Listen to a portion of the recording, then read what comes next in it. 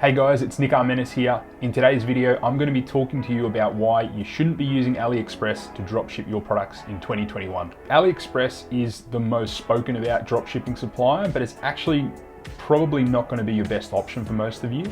While it is easy to get up and running and get started easily, and there's obviously quite a low barrier to actually accessing AliExpress, there's much better options available to you. It's obviously got some serious shortcomings. The first one is shipping speeds are really slow.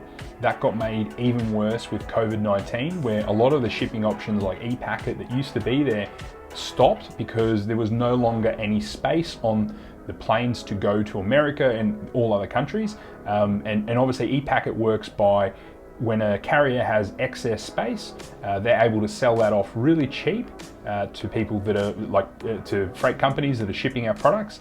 And with all those planes no longer flying, then they lost that ability. And at best, it was always a little bit touch and go and not a very fast method of shipping. Relying on them to build a long-term business is a little bit tough, because if your customers are getting their products really, really slowly, they're obviously not going to be happy, and you probably either will get, you may get a chargeback, a return, or the customer will probably never shop with you again and tell other people that you weren't a good business to do business with. Issue number 2 is AliExpress is actually a retail platform, so a lot of the time the prices aren't that great. There's definitely places where you can actually get better pricing, especially as you start selling more and more products and more volume and spending more. Issue number 3 is you have absolutely no control over your product quality with AliExpress. And that's a big issue if you're trying to build a long-term business. It's a big issue even if you're trying to make some short-term money, because if you start selling products that are of low quality or break, the supplier in AliExpress isn't really going to care, and you are going to get a bad name and a bad reputation, and it's absolutely no way to build a long-term business. So following on from that, issue number 4 is the customer service and returns process on AliExpress is dismal at best. It's not very good. Anyone that's had to deal with that, it's quite difficult, it's clunky, you get put through to automated chatbots who don't really help you, and quite often you end up footing the bill, which isn't a good thing for returns. And if you have that happen in mass, it can obviously cost you a lot of money, potentially get your ad account banned on Facebook and things like that, and it's not a great customer service experience for you or for anyone involved. Issue number 5 is quite often the products on AliExpress have no branding on them, or have quite weird random brand names that don't really promote trust or quality with your customers. And so, having the ability to private brand your own products is much better longer term, and it's going to improve your conversion rates, and you're going to be able to charge more for obviously branded products. So issue number 5 is a lack of branding.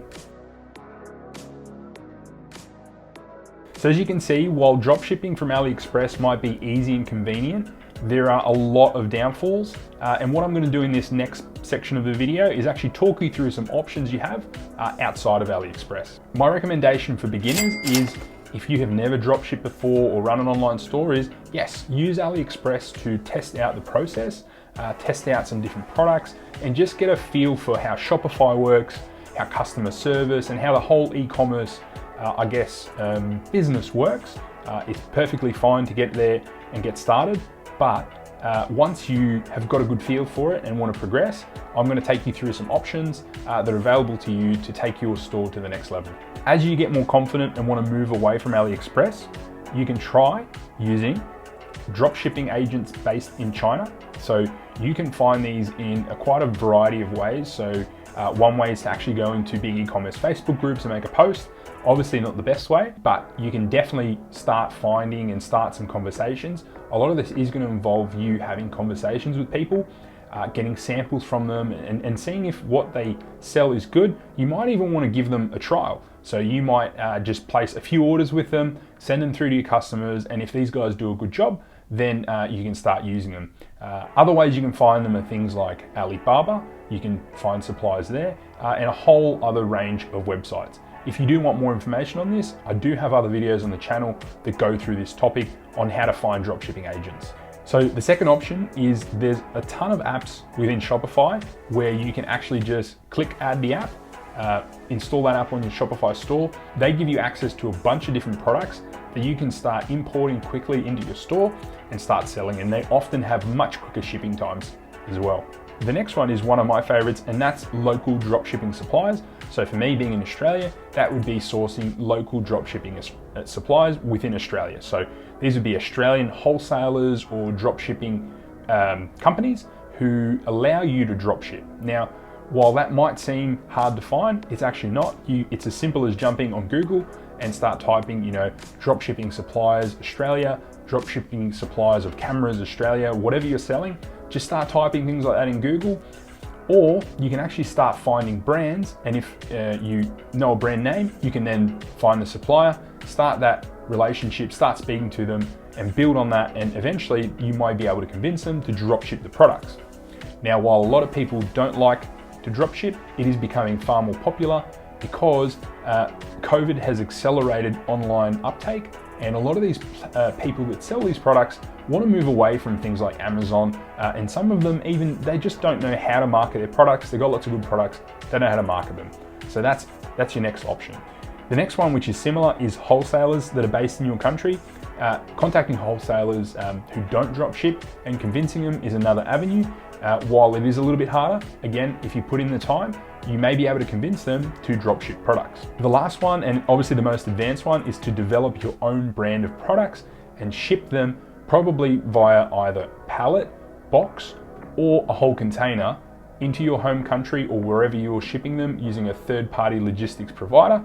And this is going to be the one for people wanting to build long-term businesses that have the highest profit margins. Each one of those options are going to suit people at different stages of their journey, but my belief is that most people should either head towards drop shipping locally or developing their own brand. So it's obviously going to depend how much money you have, but the end goal for most people is to develop their own brand, because that's going to give them control over their brand, control over shipping times, and the ability to charge much higher prices. So I hope you've enjoyed the video and that you now understand why AliExpress probably isn't the best option to drop ship products in 2021, and that there are tons of other options out there.